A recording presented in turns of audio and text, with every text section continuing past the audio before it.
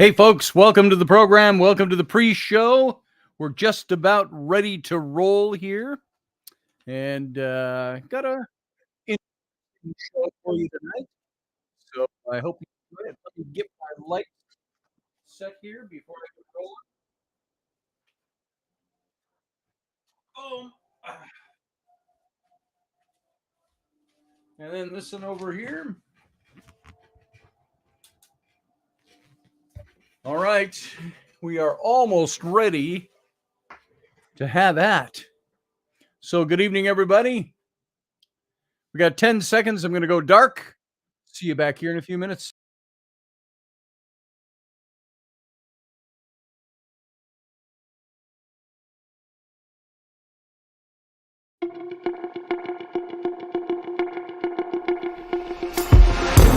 The Intrepid radio program with Scotty Roberts. Intelligent talk.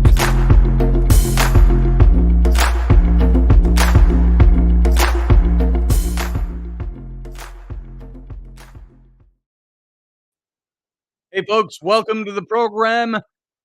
Happy Monday evening to everybody that's here. Appreciate your being here over on the radio station and as well over on my YouTube channel where we have the best chat room by which you can follow this show. So come on over there if you're just sitting on the radio station and you want to enjoy or join in the chat with the fellow Intrepid heads. Just come on and to the YouTube channel. That's youtube.com/Scotty Roberts. And you can join the festivities over there. So welcome to the program tonight. I am glad that you have tuned in. And I've got a couple of things I want to do before we get going here. I want to do another one of my little Shakespeare cards.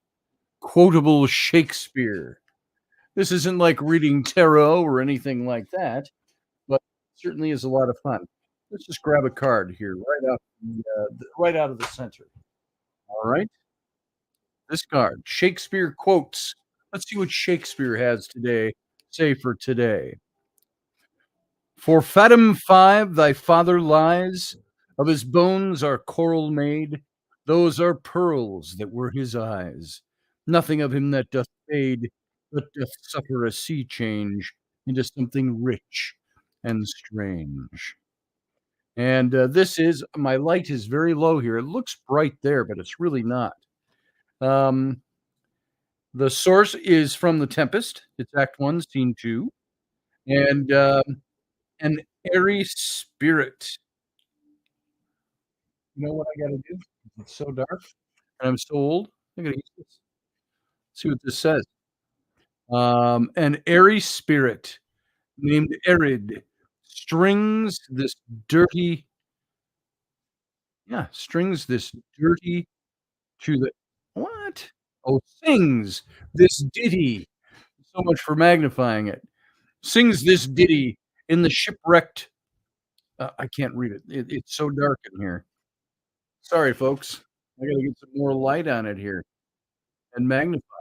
So, an airy spirit named Ariel sings this ditty to the shipwrecked Ferdinand, who is under the delusion that his father, the King of Naples, has drowned.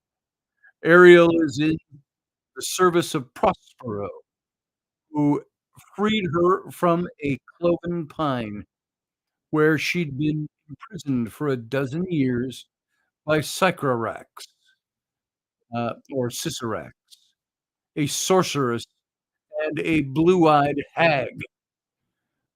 Hag, that's a good word we don't use enough of anymore. Hag.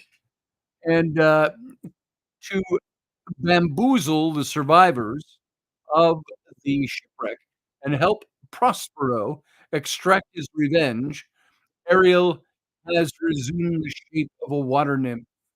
If everything goes according to his plan, Prospero has promised to discharge Ariel from any further duties within 2 days.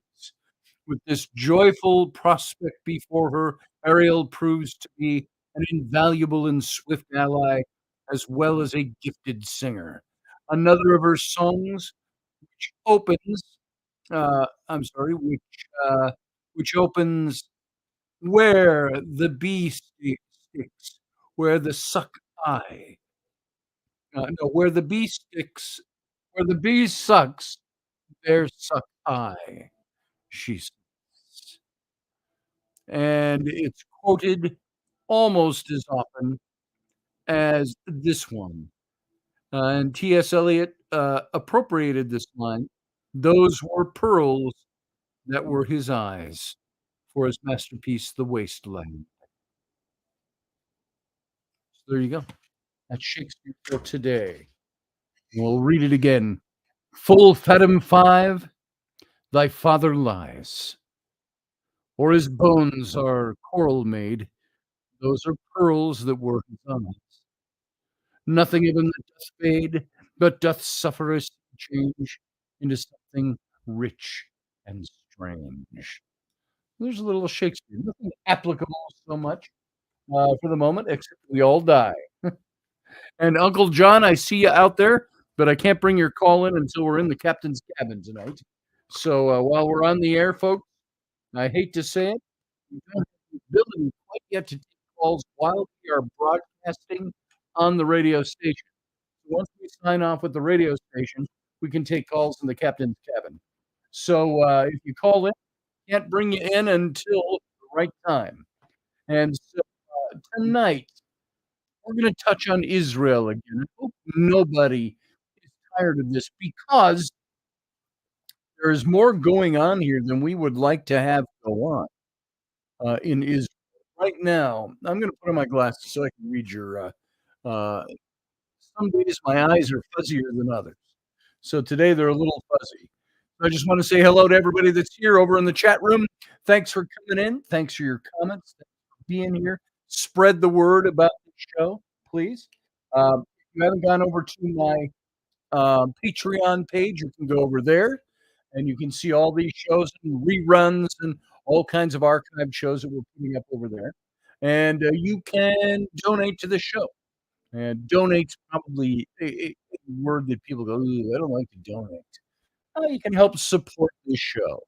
If you like this show, you want to see us go places and do more things, go ahead and see what you can do over there. At the same time, you can also do that here on the YouTube channel. You can support by becoming a member of this channel over on YouTube. And so all of you who are here, thanks for being here. I appreciate your presence and that you are here and that you hopefully enjoy the shows that we do. And so tonight I want to talk about Israel again because it is not just a thing that's happening over there on the other side of the world. We here in the United States and mostly in the West, and then you're a little closer to it all if you're in Europe, but we tend to feel insulated from all of this stuff. We are we see wars that are going on overseas, and we feel like, we're going to a movie on Saturday, so we'll worry about it after that.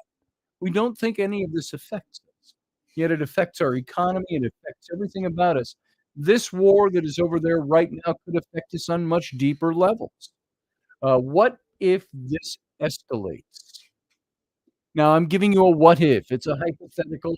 I don't necessarily like hypotheticals when it comes to conspiracy theory type of hypotheticals, but I don't think this is conspiracy theory. I think this is watching what's going on over there. My kids asked me, "What's really going on with Israel, Dad?" Yeah, Michelle Cannon Free. It is. It's collective fatigue. And there's fatigue and there's also ambivalence, collective ambivalence. We don't really think any of this is in our own backyard. And because it's not physically in our backyard, we tend to dismiss it or move away from it. And so I don't know all the ins and outs. If I started trying to dissect the politics being played right now, even within our own country, regarding Israel and Hamas, the different sides that people take, the different camps that they place themselves in. We could, never end that conversation. There are so many little bits and pieces, um, that make up this whole that, it's mind-blowing to try to go through it all. You start going through it and you get off on rabbit trails in every different direction. Suffice it to say, what I have said Sarah Yusuf says, "I'm exhausted." Yeah, we're all exhausted by this. And are you talking about this particular thing, Sarah, or in general? Politics, world affairs, all of this. It's exhausting. It's hard enough keeping up with our own neighborhoods, let alone what's going on in the world. This is why it is so important to vote people in that we think are going to do the good job, but then again, we don't always know what they're gonna do until they get there, do we? So, it's for me, it's trying to find somebody that's going to really I don't think the United States needs to be isolationist at all. We have allies, we need to support our allies, which is why we're supporting Israel right now. But I can tell you what, if we didn't have interests there, if we didn't have things that were valuable to the United States, Israel's standing in the Middle East, I don't know how much we'd be behind them or a little more laissez-faire about it. I think, Israel we stand with Israel for many reasons in this country. I'm not going to get into those and list them, but, we stand for them for many reasons.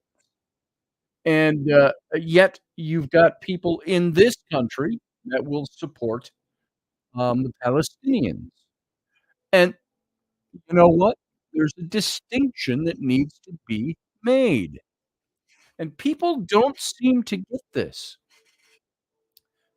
The Palestinians are not the ones who launched an attack on Israel. That is not the Palestinians.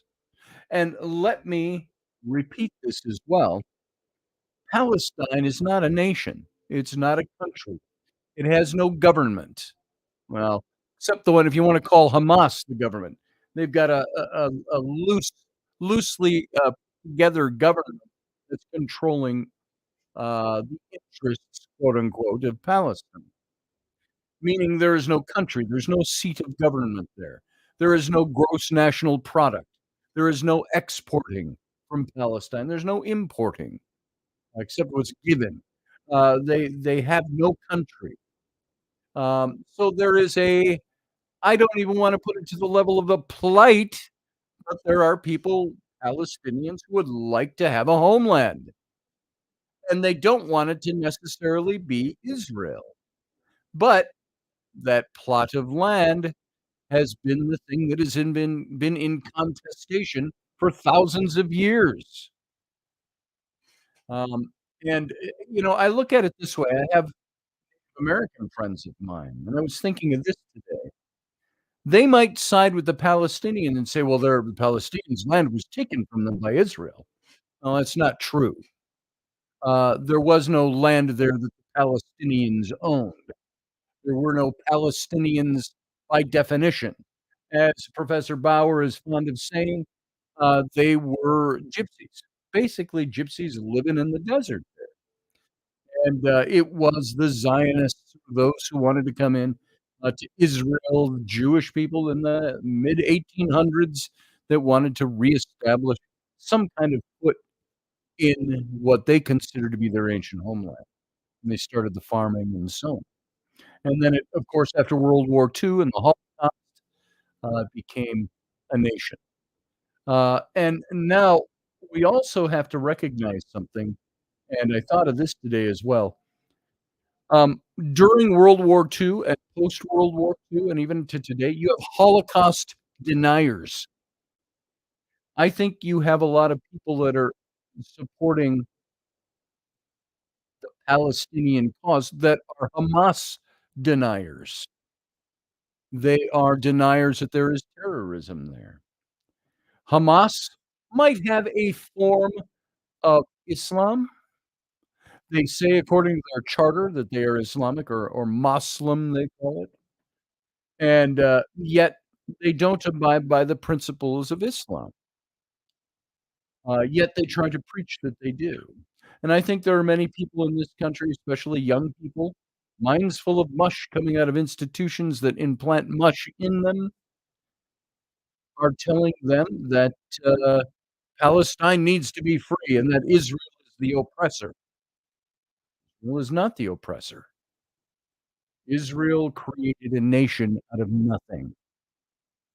They didn't take land from any other country. They didn't annex property from another country or nation. They started a country and they made it into a state and it was voted into state. And, all of this stuff Matthew's typing in there are all things that we've covered in this show, we've talked about.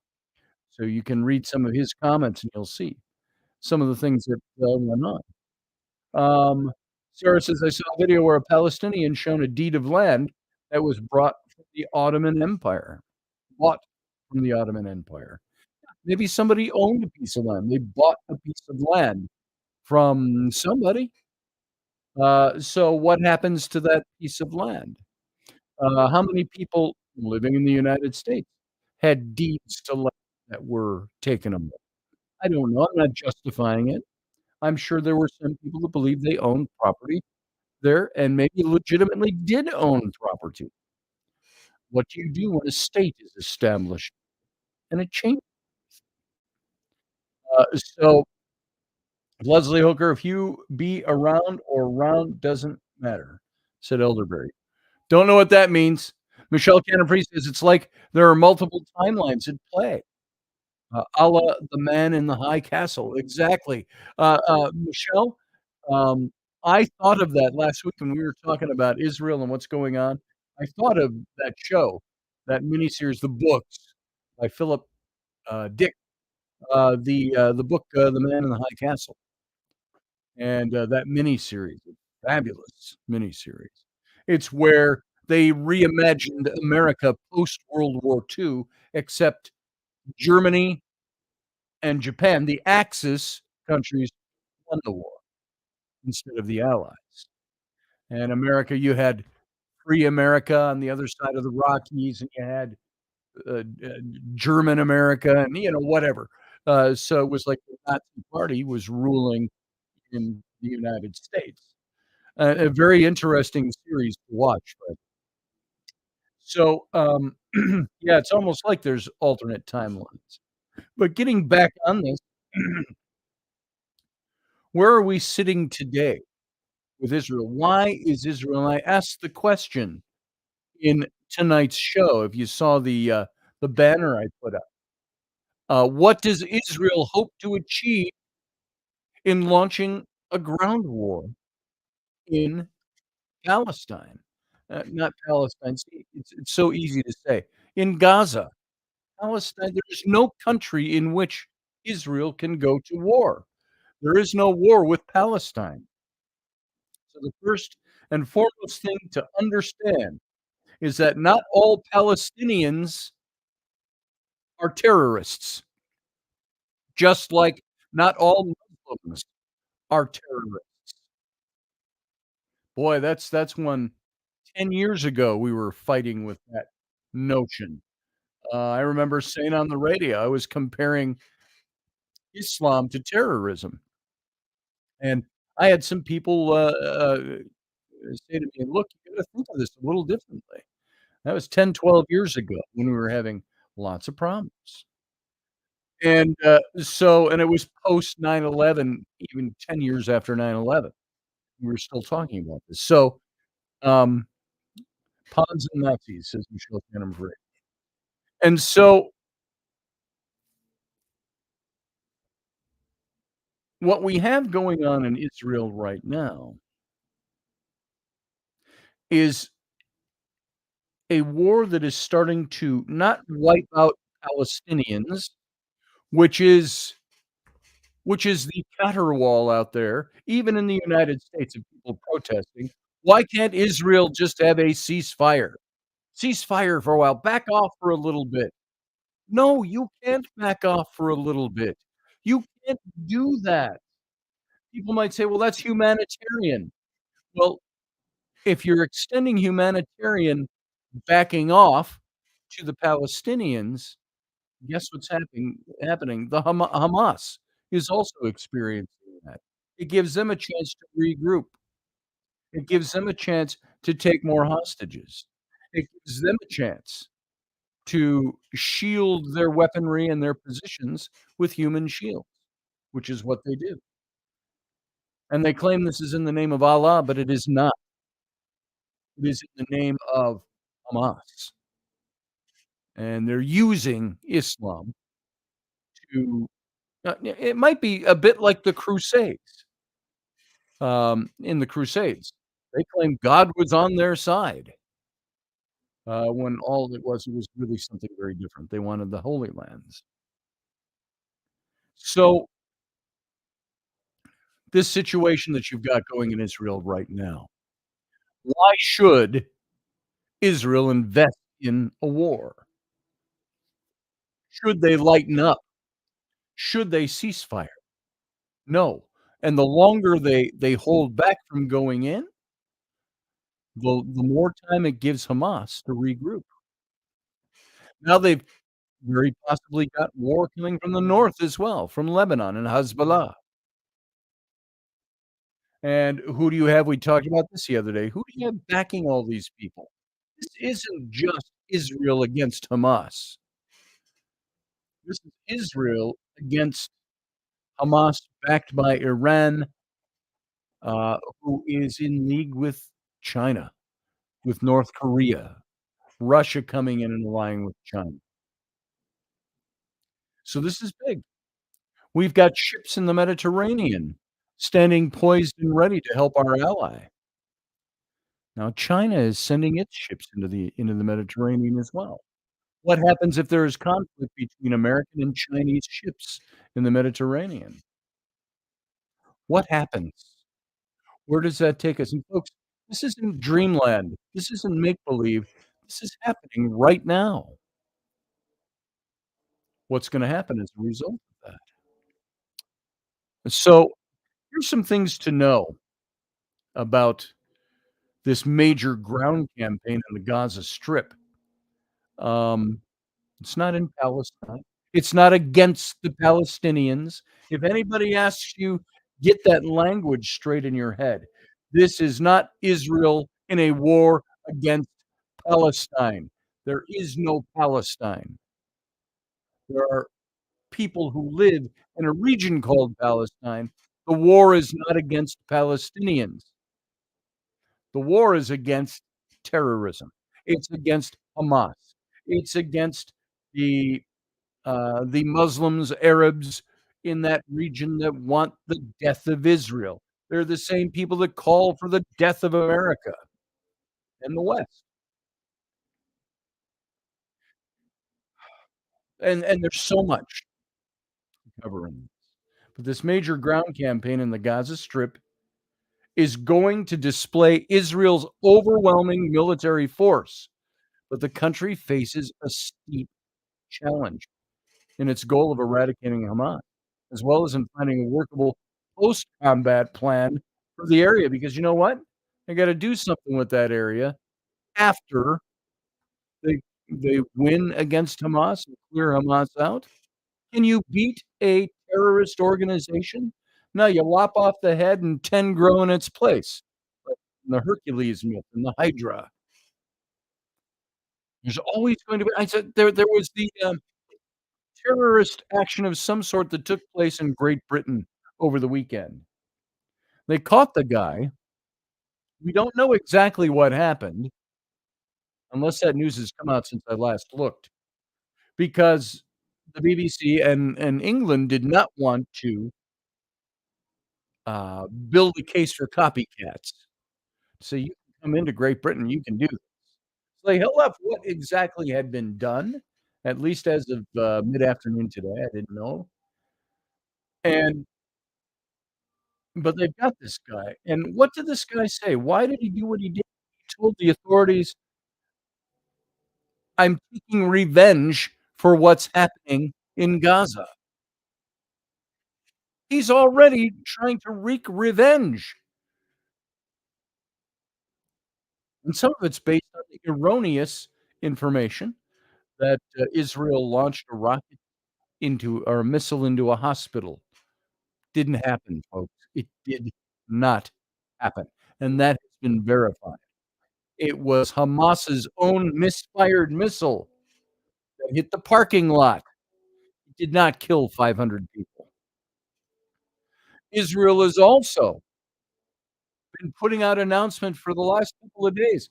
Everybody who lives in the north of Gaza, all you Palestinians who live there, move out, go to the south. We're going to be invading the north. Do not want to be there. Did, Hamas tell the people that they murdered at that kibbutz and at the music festival, "Hey, everybody clear out because we're gonna attack you." No, they didn't. That's not what their goal was. Their goal was to take life and hostage. So what does Israel intend to achieve with a ground war in the Gaza Strip? And Israel officials have repeatedly said that their goal is to eliminate Hamas by crushing the terrorist organization, they say. Prime Minister Benjamin Netanyahu hopes to reassert Israeli deterrence and show Israel's enemies the high cost of attacking. You attack us, this is what happens. And, I know he said when you're hearing all the chain rattling and a few rockets fired from Lebanon and Hezbollah, Netanyahu said, "You keep doing that, we will show you. We will unleash and you will not win." Now we're hearing that Iran has, biological weapons that they might be letting, Hezbollah and Hamas use. What about that, folks? Israel's already launched a massive bombing campaign of the Gaza Strip, and more recently, raids on the ground, while signaling that it's gonna soon launch a major ground offensive. And so in this phase of the war, Israel is gonna face 4 principal challenges. One is urban warfare. I saw some, former soldiers, um, highly placed, the time they served, that urban warfare is one of the most difficult forms of warfare. It's an inherently difficult form because buildings provide fighting positions for defenders, and even reducing them to rubble can impede an offensive's progress. And so Israel's difficulties are multiplied in Gaza because of, 1, the presence of large numbers of Hamas and citizens who are still there and have nowhere to go, and 2, Hamas's seizure of at least 200 hostages. They say there's 221 of them. That's what they're saying, who could be used as human shields. And 3, all of the tunnels that Hamas has built underneath the Gaza Strip over the years, which allow Hamas fighters to hide from Israeli troops and emerge in unexpected moments. They say there are 400 miles of tunnels underneath the Gaza Strip. There's, so there's the urban warfare. Then there's information operations. Israel usually comes under international pressure to end its offensives when they cause civilian casualties. You hear it all the time. You hear it now. "Oh, there's people being killed in Palestine or in Gaza," is what everybody's saying, and Israel's at fault. Well, you know what? Some of these same operatives I talked to you about who are critiquing what it's gonna be like to go in for urban warfare in Gaza for Israel, they're saying, "Look, war is a shitty thing. Nobody wants to have war. Israel does not want to go to war. They're primed and ready to do it. They're pumped to do it for a reason, but they don't want to do it. Who wants to go in and kill people? No one. They want to go in and stop and kill those that are trying to kill Israel, not civilians. This is not a war against Palestinians, quote unquote. It's a war again against Hamas. And so sometimes when you have to launch an attack and your enemy, uh, the terrorist organization Hamas, when they've got people that they are holding as hostages, as human shields, and they even use the Palestinian citizens. They will take women and children, put them in mosques. They will place their rocket launchers across the street from a mosque. They will place them across the street from schools and hospitals, in parking lots of hospitals. Why do they do that? Because they know that if Israel fires on that location, they will very well take out the school or the hospital or hostages or the human shields, and then Hamas can go crying to the world, singing the sad song of Israel killing civilians, when all it is propaganda, and it's them using them and willing to kill them all to get what they want. That's what this is all about with Hamas, getting what they want. And of course, it is with Israel. Israel has said, "You're not gonna get what you want. We will destroy you." That's why they are there. So these information operations, Israel usually comes under international pressure, to end all their offenses when they cause civilian casualty. But these are inevitable, no matter the care taken by Israel's military, IDF, the Israel Defense Forces, because Hamas hides among the civilian population. In 2006, during the Second Lebanon War, Israel faced heavy pressure, including from George W. Bush, administration in the United States, and to end the offensive against Hamas after it bombed an apartment building in Lebanon, killing 28 civilians. Now, as I heard one of these, military operatives say, who lost both his legs, by the way, in Afghanistan, fighting, he said, "You don't want war. War is horrendous. You don't wanna kill civilians, but when you are targeting a group that hides amongst the civilians, you can't let up, you can't stop, because it lets them get away with it and plot to do the next attack. Says you have to take them out, and sometimes," he says, "as sad and as horrendous as it is, there's collateral damage with civilians." And that's why Israel always announces, you know, so they move to the south of Gaza. So and of course, that gives the Hamas the opportunity to do the same thing. So, in the current conflict, Israel already suffered a significant information warfare defeat when Hamas claimed that an Israeli airstrike on a hospital in the Gaza Strip killed 500 people.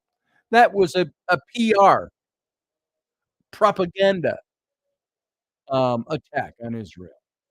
And Israel, backed by the United States, the independent intelligence analysts, presented compelling, solid evidence that the explosion at the hospital was due to an errant Palestinian rocket.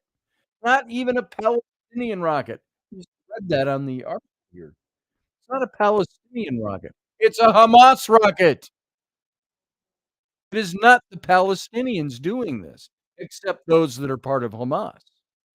By that point, even though they proved that it wasn't an Israeli rocket, damage had been done and information. The so-called Arab Street had been inflamed. Even moderate Arab regimes denounced Israel, and leaders of the U.S. allies, Jordan and Egypt, refused to meet with the U.S. They refused to meet with Joe Biden during his trip to Israel. Israel, like other liberal democracies, will remain at a disadvantage in the battle of the narrative when fighting against illiberal adversaries who have no compunction about lying. These are terrorists, people who will murder people in their beds, civilians in their beds at night, cut the heads off their babies, attack kids at a music festival and kill them. These are people that have no problem lying to build their propaganda machine. So what do you do about that? Now there's also a possible second front. This is number 3. Second front. Lebanon's Hezbollah is poised on Israel's northern border with an arsenal of some 150,000 missiles and rockets. And so far, Hezbollah has not joined in a major assault on Israel, but Israeli analysis fears it's going to do so once Israel ground forces enter the Gaza Strip. A two-front conflict would be a nightmare for Israel. But you've got Netanyahu has said to Hezbollah, "You don't want to bring it, but if you bring it, we will end it for you." Tough talk, or do they have the ability to do that? Mm. Ah. What's that, Amanda? It seems the world is still sleeping and believes whatever the news says. Isn't that the truth, Amanda? Amanda down in Australia. That is the truth. They're listening to these people. Why do people listen to terrorists? Because they've been fed the wrong information. Ugh, I look at the New York Times. Uh, they fed the wrong information about the rocket, exploding on the hospital. They immediately took up the side that Hamas, or as they saw it, the Palestinians were saying happened. They immediately went with it. You've got our own congresswomen. You got, Rashida Tlaib and, Ilhan Omar that are out there holding demonstrations and preaching about this rocket strike against the hospital, even though it has been corrected that that did not happen, but they're still out there doing it, and they are legislators in our Congress. I believe they should be censured and removed. That's treasonous activity as far as I'm concerned. You don't stand with our enemies, and the enemy of our ally is our enemy. Then there's post-combat stabilization operations. That's number 4. So known in the US military as Phase 4, this is where US efforts in both Afghanistan and Iraq foundered badly for lack of preparation and resources. Israeli media have reported that the government has been struggling to come up with a Phase 4 plan of its own. And no wonder, there's no good options. If Israel simply attacks Hamas and then leaves, as it's done in the past, the terrorist organization will be able to regenerate itself. But Israel has had little desire to reoccupy the Gaza Strip after exiting in 2005. The Palestinian Authority seems to lack the capabilities and will to govern in place of Hamas. So trying to establish a Palestinian Authority government in Gaza with help from Arab states is probably the least bad option. At least they would be working together. But if that fails, Israel may have no choice but to occupy Gaza itself. Israel has no desire to occupy Gaza, no matter what you believe or what you hear. And that in turn could leave Israeli soldiers vulnerable to a grinding guerrilla war of the kind they faced in Lebanon between 1982 and 2000. So, um, it's worth looking at, how did previous Israeli incursions into Gaza in recent history fare? The Israeli ground incursions into Gaza in 2008, 2009, it's Operation Cast Lead, and 214 Operation Protected Edge. They were much more limited in scope and duration, and the Israeli forces didn't try to take Gaza City in either case. These operations were part of a strategy known as mowing the grass, which saw Israel try to reduce the threat from Hamas rather than seek to eliminate Hamas, which is what they're doing now. In both instances, the IDF, Israeli Defense Forces, degraded Hamas infrastructure while also inflicting substantial collateral damage on Palestinian civilians. But Hamas emerged stronger than ever. The high cost of the October 7th terror attack, the greatest loss of Jewish life in a single day since the Holocaust 80 years ago, makes the mowing the grass strategy untenable from Israel's perspective. And now it's gonna struggle to make good on its goal of eradicating Hamas. We need to take them out. And folks, that's what they are saying.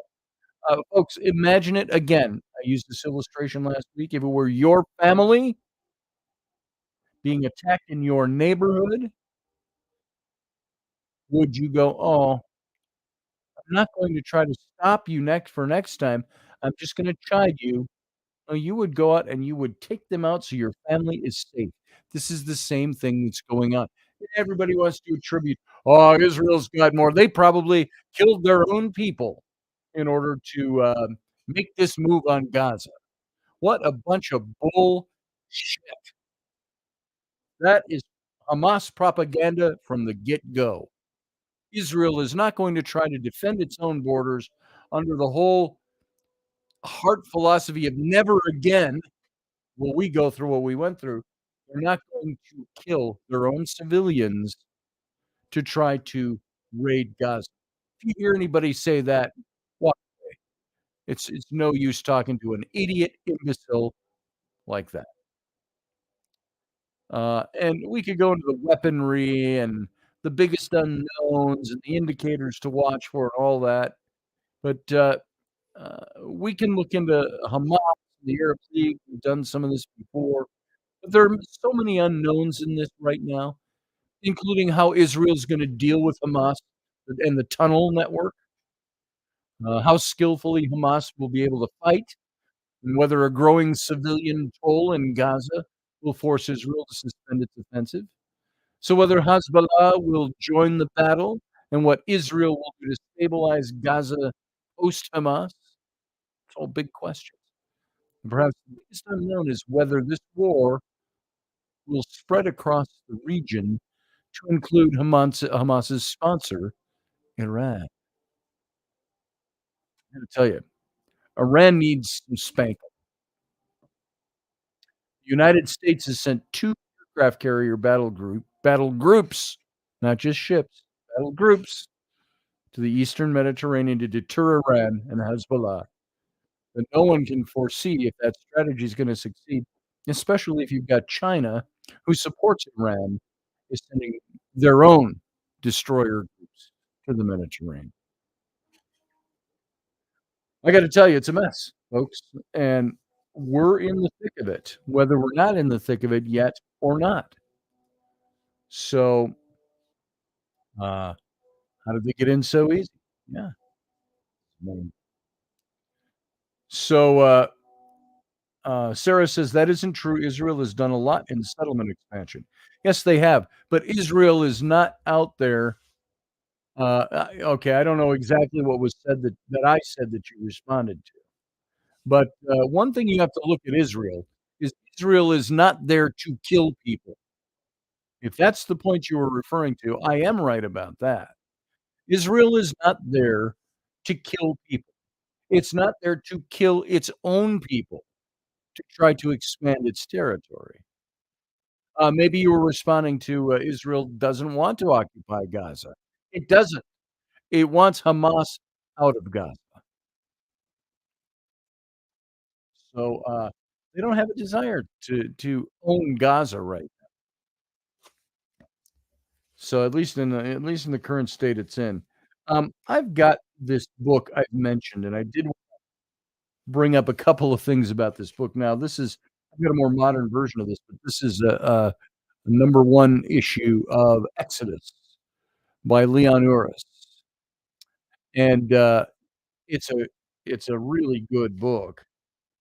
Um, you might wanna pick this up and, uh, and read this if you have time, or find it on audio. Um, it's a fictionalized version. This book came out in 1958, so 2 years before I was born, 65 years ago, and, Exodus is the story from inside the flyleaf here, It says it's the story of the pursuit of a dream 20 centuries old. It's a story that sweeps ahead under its own plunging momentum and catches the reader up in the swinging vortex of 100 shifting scenes and 1,000 dramatic moments. Exodus tells of people who engage the heart and stir the blood of whose lives their loves, sorrows, struggles, and dreams were vitally bound up with the miracle of the birth of the new state of Israel. Among them was, and these are fictional characters, Kitty Fremont, a Christian nurse whose background made her resist the Israeli cause, but whose heart responded to the plight of the Jewish refugee children trying to reach Israel by sailing through a British naval blockade. The British blockaded Jews from coming to Israel post World War II. You didn't know that. She was similarly repulsed, attracted by Ari Ben Canaan, the main character of the book, that silent underground fighter whose iron-nerved exploits made him a leader of men, but whose very dedication to his people's battle for freedom stifled any love for Kitty. And then there was Karen, the refugee girl whose inspiring dedication transcended the heartbreak of futile search for her parents and became a symbol of the new land's spirit of youth. Dove, D-O-V, a hate-ravaged uh, product of the Warsaw Ghetto who lusted for revenge. Mark Parker, the American news correspondent whose interest in refugee conditions on Cyprus led to Kitty Fremont's going to Israel. Barak Ben Canaan, the red-headed giant who faced down Arab enemies with a bullwhip in hand and diplomatic intriguers with an instinctive statesmanship. And among the many others, Bridge or Brigade, I'm sorry, yeah, Brigadier Bruce Sutherland, British general who was caught between his duty and his conscience. Exodus's drama unfolds in the ghettos of Russia and Poland, on the high seas and airlift lanes, from the forbidding plateaus of Yemen to the icebound mountains of Alaska, and from modern Tel Aviv to the shores of the Chesapeake Bay. It's the picture of a people's dream to establish a homeland, to live in God given freedom, to build cities, turn desert into gardens, laugh and sing, worship in the ways of Abraham, love and be loved from the shadows of oppression. It's the story of men in mortal struggle and of men and women in love. That's from the Flyleaf. There's Leon Uris himself, the author of the book, on the back cover. So you might want to pick that up. Hey, Terry Pitts, good to see you. We've got a few minutes left.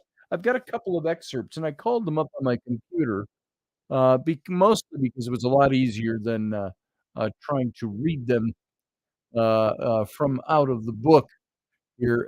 There's a character list I wanted to go through with you and just tell you in this book. If you read this book, we mentioned some of them. Ari Ben Canaan, uh, Barak and Sarah Ben Canaan's son and protagonist, strong and wise like his father. He grows up surrounded by violence, fought in the Warsaw ghettos, and he joins the Palmach and the missions of the Mossad. He becomes an adult, orchestrates the escape of 300 children from Cyprus to Palestine on the Exodus. The Exodus was a ship in real life. Um, they redubbed it the Exodus. And he later became a strategic expert while the war for Israel independence rages. Kitty Fremont, the nurse, lost her husband in World War II, her young daughter shortly after. She leaves her old life to help the orphans in Cyprus. Um, there's Dov Landau.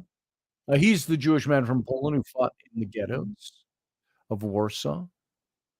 Karen Hansen Clement, young Jewish girl from Germany, Sent away from her family in the middle of the war. She's adopted by a couple whom she grows to love, but when the war ends, Karen leaves them to find her family, and she ends up at a dispatched persons camp in Cyprus, and is among the children who to Palestine on the exodus, and she becomes deeply connected to Palestine during the time she spends there. And, she's a hero of Israeli independence is Barak Ben, and then there are other, of course, characters. But I grabbed some quotes that I wanted to read for you from this book, and this might make this an interesting read or listen if you get an audio version of the book. I grabbed some of these quotes, and, some of these quotes were about the pursuit of freedom for future generations. One of the quotes from the book says, "Their parents, who had lived in ghettos and had known the fear and degradation of being Jews, were determined to purge this horror from the new generation. They bent over backward to give the children freedom and to make them strong." So in book 2 of chapter 14 of Exodus, Leonoris describes the first generation of Sabras, or Jewish people born in Palestine. They are children of victory in some ways. Their parents have escaped the oppression suffered by the Jewish people in all the parts of the world, and these children are born in the Jewish homeland. However, their story of freedom is far from over. And although they live in Palestine, this young generation must be ready for the inevitable difficulties that are going to face them on their own land. And in Urus's retelling, they have to learn to safeguard their freedoms for those who come after them. The Jewish people know that they can never go back to persecution that they risked so much to escape, and they live with one eye toward the future. It's necessary for the Sabra children to learn this lesson, but it's one that takes its toll on the parents of these young Israelis. And at the end of his life, Barak ben Canaan laments that the cost of Israeli freedom is having produced an entire generation of apathetic warriors. This is in the book. And these reflect the views of a lot of people in that time. Here's another quote here. "A person wakes up every morning in doubt and tension, not knowing if all he is slaved for will be taken away from him. The country is with them 24 hours a day. It's the focal point of their lives, the very meaning of their existence." So in chapter 2 of book 3, Harriet Salzman, an octogenarian who's been leading youth alliance for decades, explains to Kitty the effect that Palestine has on young Jewish people. It's as if Palestine becomes a part of them. And once they feel the tenuous freedom of it, they rarely leave. Now she's talking about the region of Palestine, not a Palestinian government of any. So this is an idea that's foreign to Americans who take their home and freedom for granted. Salzman is telling Kitty this so that she does not get her hopes up about conveying Karen to go back to America with her. It's such a sought after and long awaited feeling for Jewish people to have the promise of freedom that they become fiercely protective of it. That's what they've been doing for 75. So they also know how fragile it is, and they become wholly dedicated to ensuring it's available for others like them. Over the coming years, Kitty learned that Harriet's words are accurate. The novel looks as though Karen might refuse to leave Israel, even temporarily, to be with Dove, her love. And then a final quote, we've only got about a minute left on the radio. "No one in Israel worked for comfort in his own lifetime. It was all for tomorrow, for the children, for the new immigrants. And in the wake of this tribe, the tough, young generation emerged a generation never to know humiliation for being born Jew." In book 5, chapter 2, Leonard describes what the state of Israel means for Israelis and what it represents to the rest of the world. And near the end of the book, after all the conflicts and battles have been detailed, points out that nothing about achieving independence has been easy.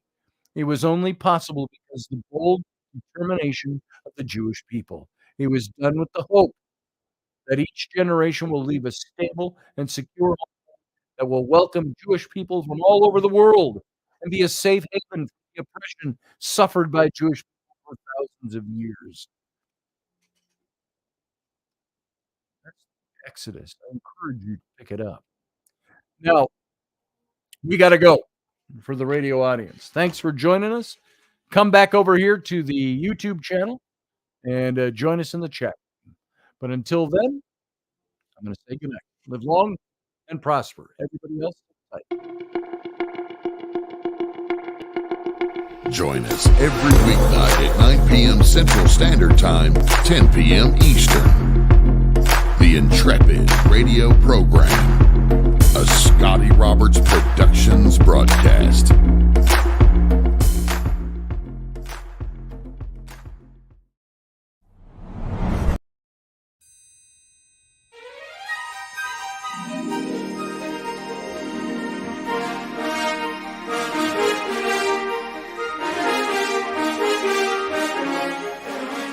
Hey folks, this is Scotty Roberts, and this is the Intrepid Radio broadcast.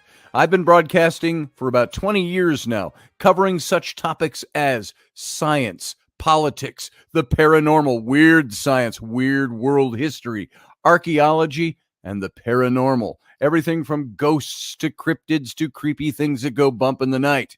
So every week I bring you 3 new episodes. Come and join my channel and also be a patron to this site. So see the details below, and we'll see you here.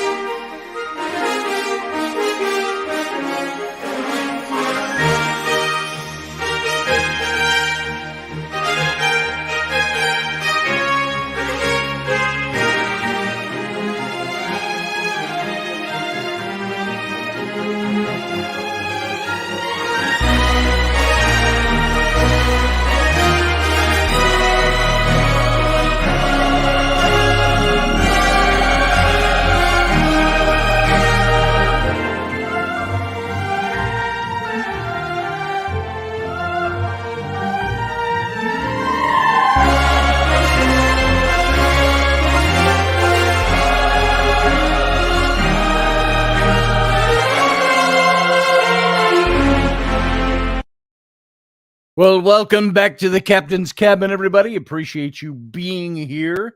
Thanks for listening tonight.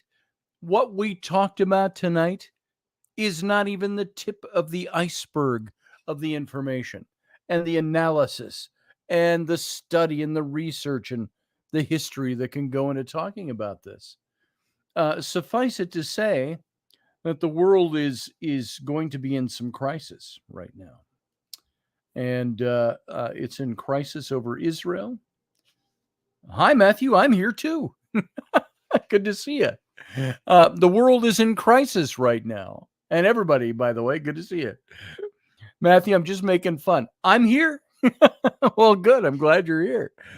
And everybody, let's say hi to everybody because we didn't do that before the show started. Michelle Kenham Free is here. Good to see you, Michelle.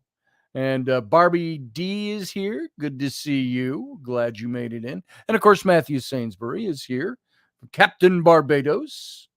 And if you read some of the things he's putting up, you get a lot of different history all over the place dealing with the things that we're talking about. Terry Pitts is here. Terry, brother Terry, how you doing? You can call in tonight if you want to. If anybody wants to call in, I'm going to leave a link here in the chat room. And if you're only over in Facebook, you may or may not see it. So you'll have to come over and either take a look at it over in YouTube, or you might be able to pick it up in Facebook. I'm not sure what all shows there.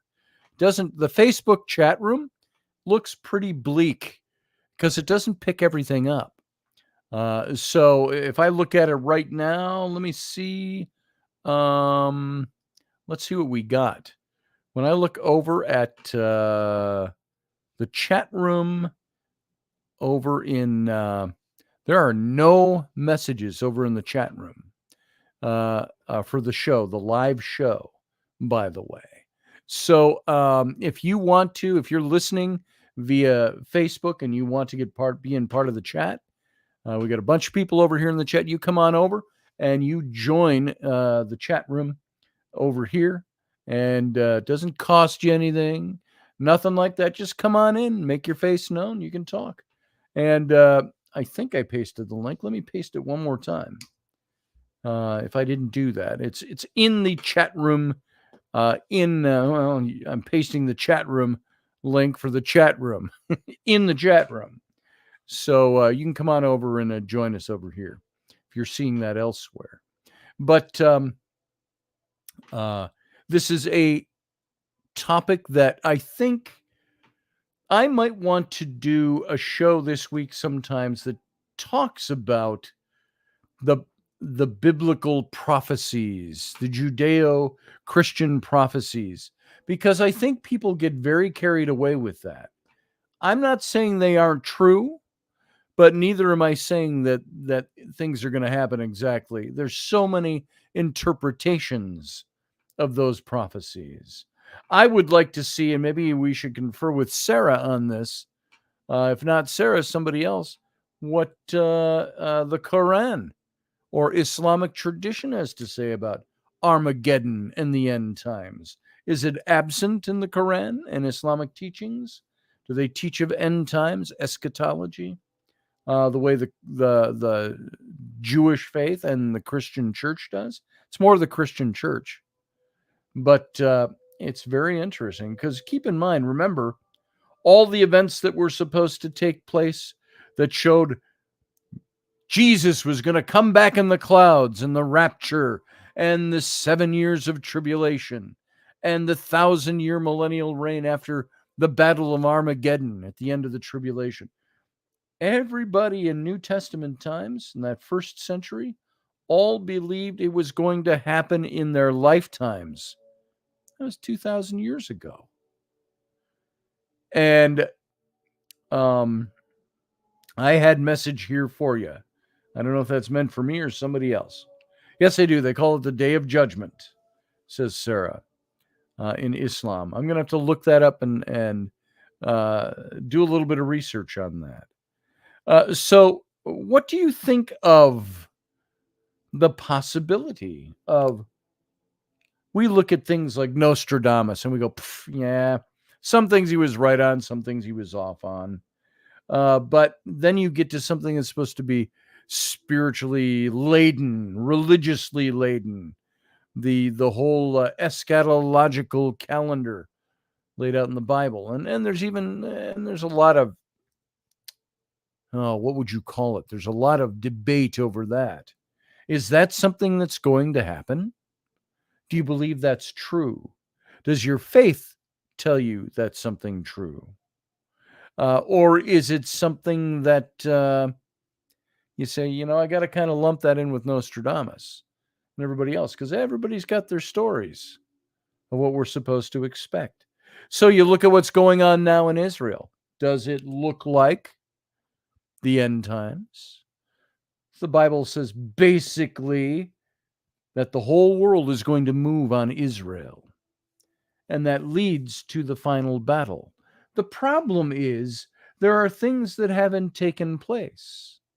That doesn't happen in biblical prophecy until there is somebody who the Bible describes as, it's a descriptor, the Antichrist. The one who is not the Messiah, the one who is a charismatic individual that rises to power. The world looks to this person.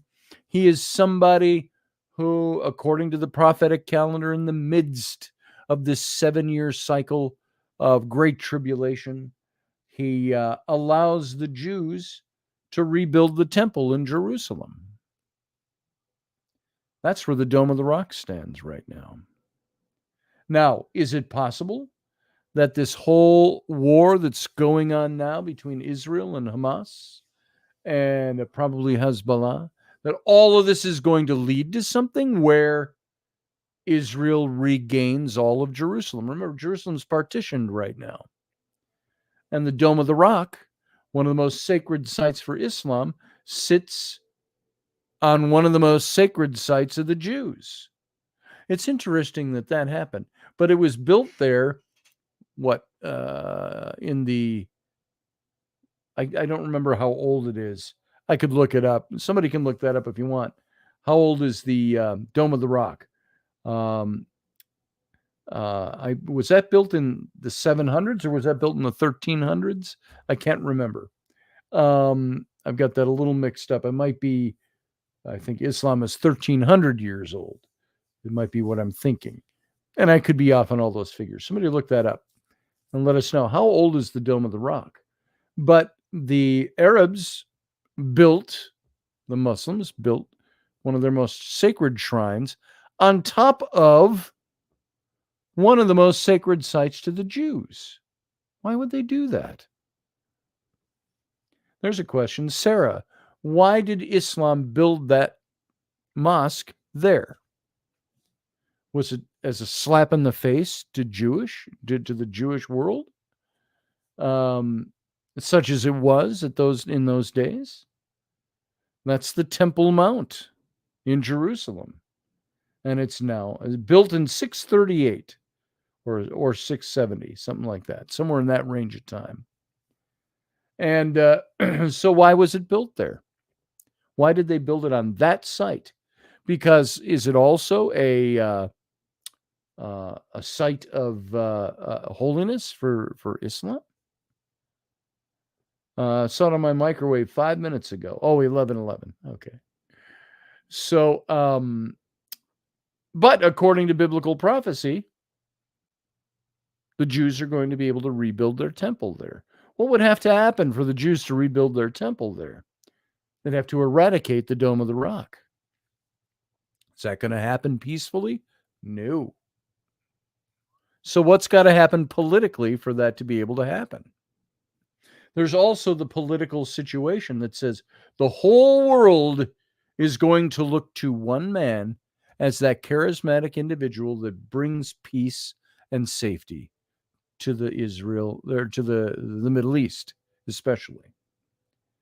Do we know of one man that represents that person right now? It's not Joe Biden. It's not Barack Obama. It's not Donald Trump. And those are just American leaders. who do you think would be a leader that you look at today and you go, that person looks like he could do that? Or, yeah, Islamic belief system didn't start till the 6th century, right? And so the Dome of the Rock was built around that time. So it's been there for 1400 years. So what do you think? Who is going to be? If these are the end times we live in and it coincides with biblical prophecy, who's going to be that charismatic leader? It's interesting. The dome will fall, says Elderberry. Then we better get underground. Arabs won't allow it. There you go. So what's going to happen? If this charismatic leader allows the Jews to rebuild the temple, that means he's somebody that has the authority to do it, according to the prophecy. If they rebuild that temple, it says it's going to last for 3.5 years until the final conflict, when all the world moves on Israel. Are these to be taken as factual things? Maybe, Professor Bauer, the helicopter you're seeing on your Abydos lintel is the scorpions with the long tails that John, writing on the Isle of Patmos, saw. Maybe that's what we're seeing there. And it's not just the product of erasure.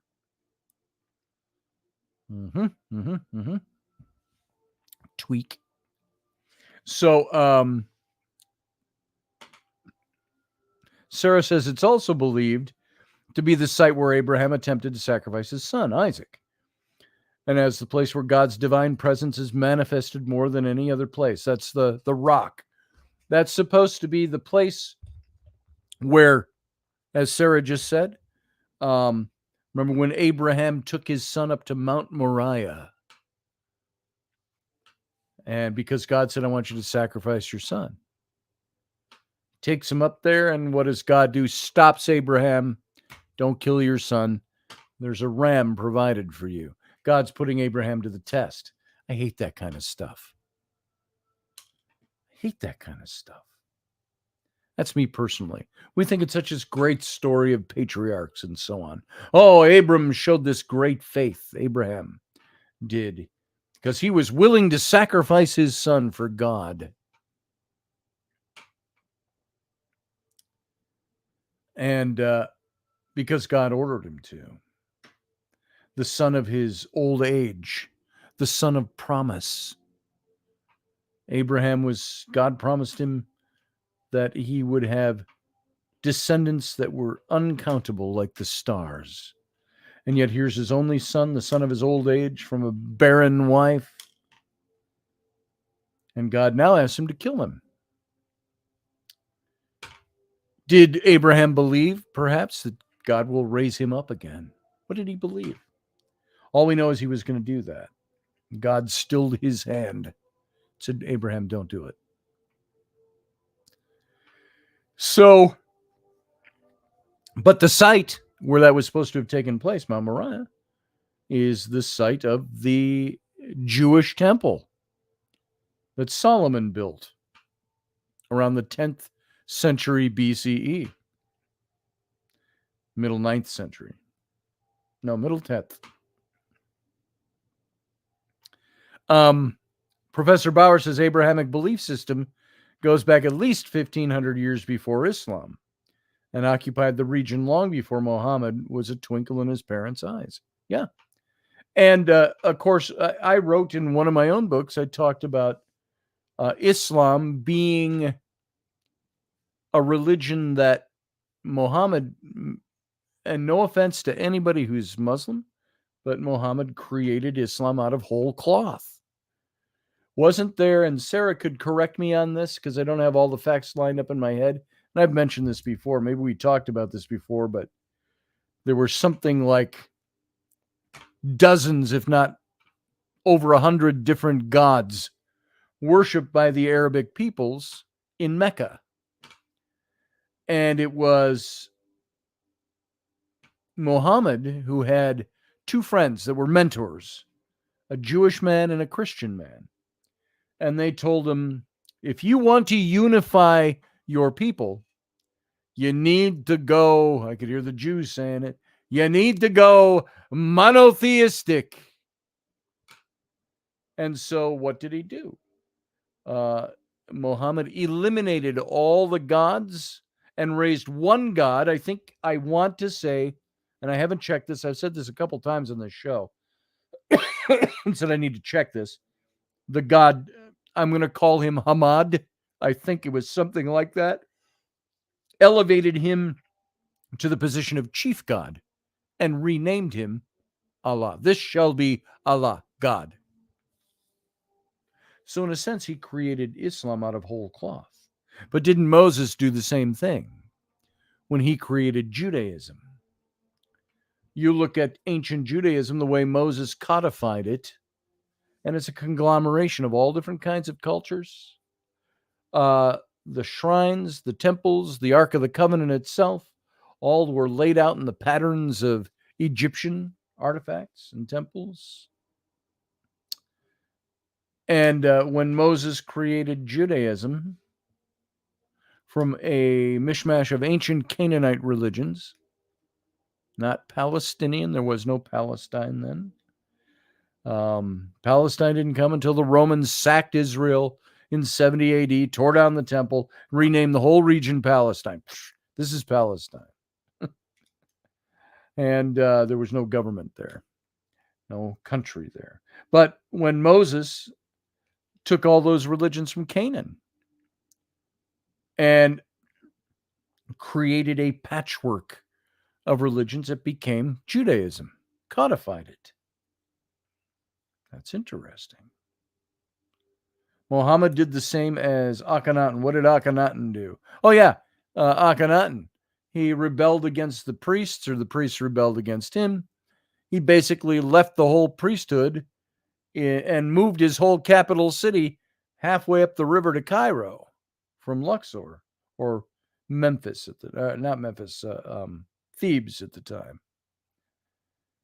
And that lasted just a few years. Yeah, Akhenaten, he founded his own religion out of nothing, whole cloth. Sarah disagrees. What do you disagree about? Call in, Sarah. We can talk about it. That what? Muhammad created Islam out of whole cloth? Yeah, he did. So did Moses. They created these religions for the purpose of governing a people. Prove me wrong. So, if that's what you're disagreeing about. So,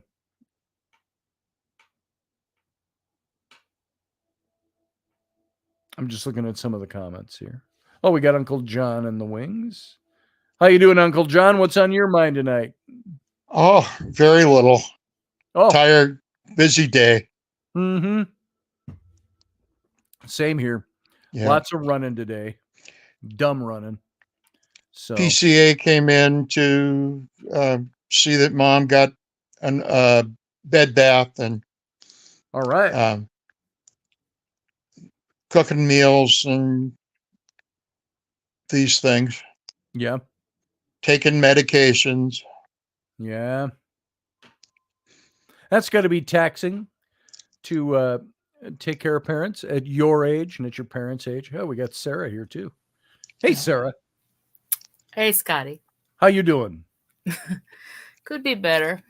Yeah. What's going on? Just taking it all in.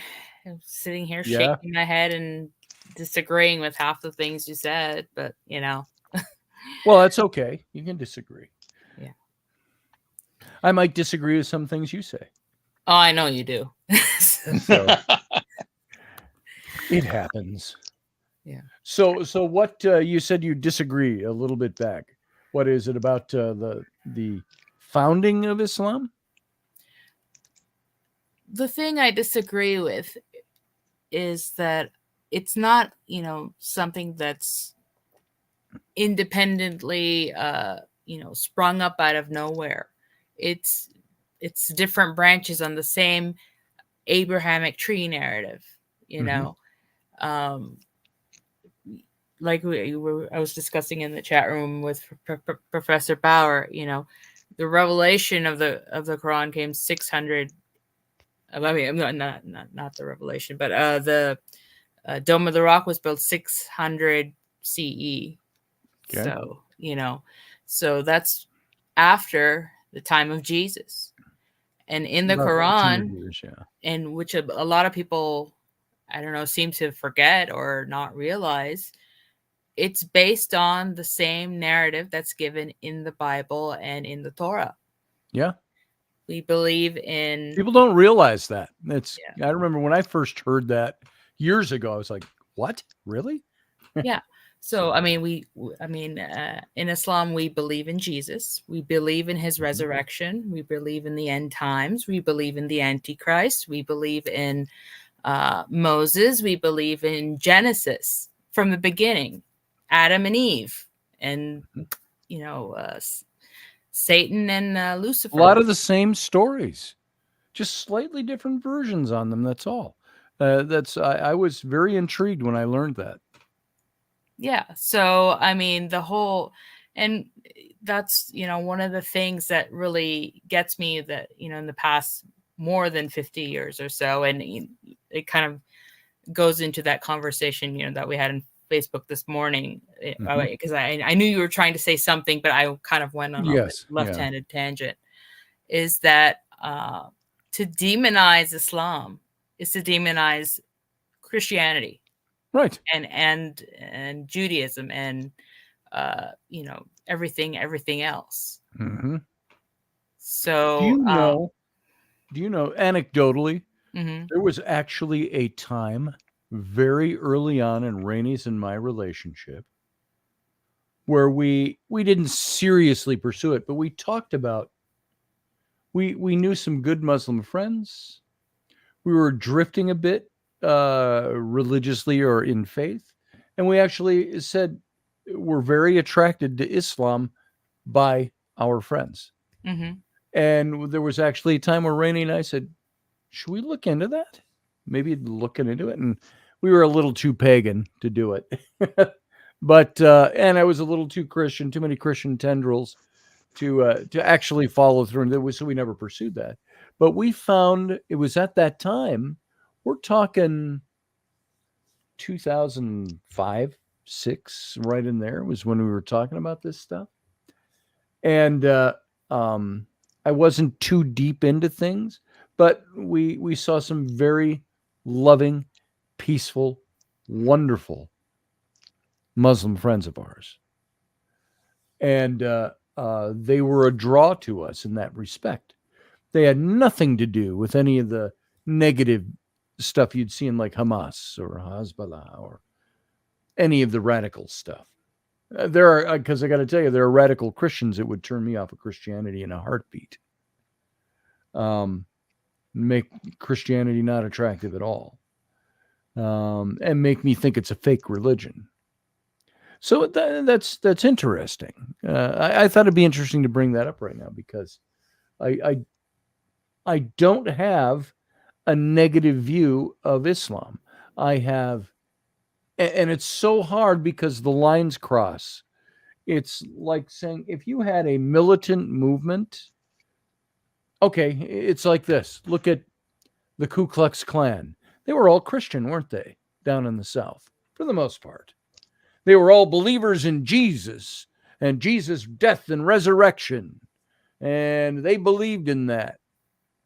But look at the atrocities they committed. So to me, they could believe, but it didn't make them Christians. Because even the Bible says, you say you believe, you do well. The devils believe too, and they tremble. So belief isn't where it's at. It's not just believing. Yeah, and it's that similar to, you know, that thing that you posted about Hamas and being quote unquote Muslim or whatever.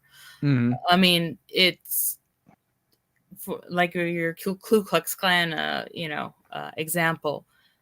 If they believe in Jesus, did they follow the way he he lived his life, or was, didn't show any tolerance for Nope. people. It's taking that name in vain. It's Yes. taking the name in vain. It's hypocrisy, and it's disgracing who he was. You're not living who Jesus said he was. That's like I used the example the other day. We were talking about the first century church. Believers were mostly in the first century, mostly came out of Judaism. There was a lot of mysticism, a lot of Gnosticism that was tied into it. And there was one of the movements that was the literalist Orthodox Church, and are believers, and they ended up going to war with not literal raising armies, just small armies maybe, against the Gnostics and against the first century believers. And they won that battle, but they won it by putting them to death. They had to put to death every single Gnostic. That was the goal. And mysticism, purveyor of mysticism. And what did they end up with? By the end of the 2nd century, the literalist Orthodox Church became the Roman Catholic Church. And this is the same church out of which the Inquisition grew. And but what did they teach in those early years? And I say it flippantly, but it's like in the name of the love of Jesus, we will murder all of these Gnostics. I don't remember Jesus saying, and go out and preach the gospel and carry a weapon with you so you can behead somebody who doesn't believe what you teach. I didn't see that in Jesus' teachings. To bring up a non-religious example of how the closer a group of people are, the more they detest one another. Do you remember the Chicago riots during the Democratic Convention? Yes.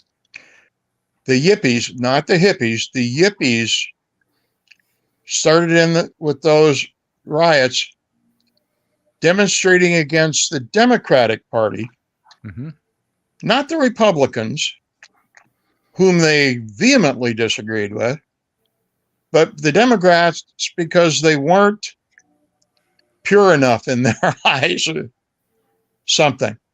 It was explained to me back then, because I was a bit younger, that the closer two groups are in their beliefs, the bigger those differences are to each group. Yeah. A thought. It's a thought. I think it's a valid thought. As a matter of fact, we're seeing a lot of people kind of going, wow, there's a lot of liberal Democrats that are standing for Israel, when you would think they usually wouldn't. So it's interesting. Professor Bauer, welcome. Good evening, everyone. How you doing? Above average, but getting better as usual. That's good. I thought I'd come in and just toss a turd on the table. Do it. In my usual MO. Turd tossing way. Back in the 90s, when I had finally found a belief system or philosophy that resonated with my experience, which is when I went from kind of a westernized Christianity, because there's a whole bunch of delineations there, just like there's a bunch of delineations in the Islamic faith, and sure, every faith has got a whole bunch of different delineations and groups within it. But as I was on my journey, when I found Taoism, and the thing that really attracted me to the Tao Te Ching and the Taoist philosophy was that there was no hierarchy. There was none of this redemption and, original sin and all these categories of crap that you have to go through in order to redeem yourself from something that you had no idea that you were responsible for to begin with until somebody told you about it. As I got into that, I started to think about what are these theologies and religions and belief systems. And I started to see just one flaw after another in every one of them that I looked at. And the more that I looked at them, the more I came to the thought, I think it was probably around 97, 98. I said, I think we're going to see the demise of the religious systems within 25 years. And so we're getting close to that now. And I actually kind of thought That's what it was going to be interesting.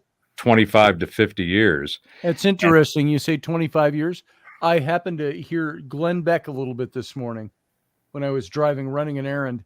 And he said he was talking to his co-host or one of his guys. And he said, he says 25 years ago, we made a prediction that we thought in 25 years, it's not going to, they thought it would be better than it is now. And he was talking about the end times and stuff like that. Mm-hmm. And he says, but in 25 years, he says, we've seen a total difference than what we thought would happen. Anyway. Yeah. And if you look at all of these different belief systems, whether it's Western, what's interesting is the Eastern belief systems don't have any of this crap. Mm-hmm. They have a different set of crap, but not the stuff that we see that has permeated the Western systems. And they're failing miserably. They are just, every one of them has got a crisis not only within their system, and individually and collectively. Religion, it gave a certain amount of, I guess, reason for being, which is, the big questions: who am I? Why am I? Where'd I come from? Why am I here? Where am I going? It provided some context for that human carbon-based meat sack experience that we're all Ubering in this particular iteration. Mm-hmm. But it's all of it is based on bullshit. And if you look at any of them with any objective neutrality, you can see that it wasn't God created man, it was man created God. Yes. And the way that we think of God, pick your theology, it doesn't matter. So that's the turd. I mean, all of these things, it doesn't matter if it's Judaism, Christianity, the Muslim, Islamic faith, all these are complete bullshit. And they are made to give context and control to the people that adhere to them. So I'm not trashing the people that believe in them or follow them. I think that religion has done a really good job of giving context to people who don't really have any other explanation of their existence. But there's a whole bunch of other more salient, more visceral even context for our existence than any of this nonsense that we have in what we call religions. Right. And even in the Abrahamic, as I mentioned in the chat, the Torah, the first 5 books, was written 1,500 years before Moses even supposedly existed. And it's all in the Sumerian story of the Enuma Elish and even the Epic of Gilgamesh. Not only word for word is the Torah, but these other writings are in much greater detail.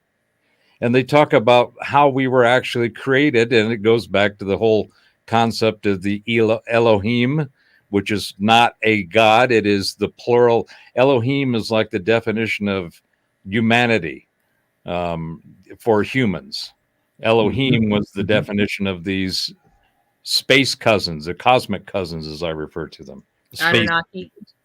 And Leal and Enki just couldn't get along, had all kinds of problems. One was supposedly the real son. The other was adopted, God knows who, from concubines. And it goes back to this familiar rant that I jump on about we have this common characteristic in all of the cultures, even the Eastern, the Sikhs, the Jains, the Hindus, the Buddhists.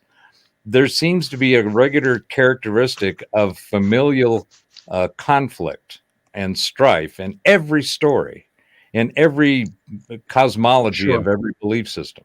So that seems to be a common characteristic that apparently comes from the cosmos. Well, if we were indeed created by these our cousins from the cosmos, they gave us those stories. So it apparently is something that they go through as well.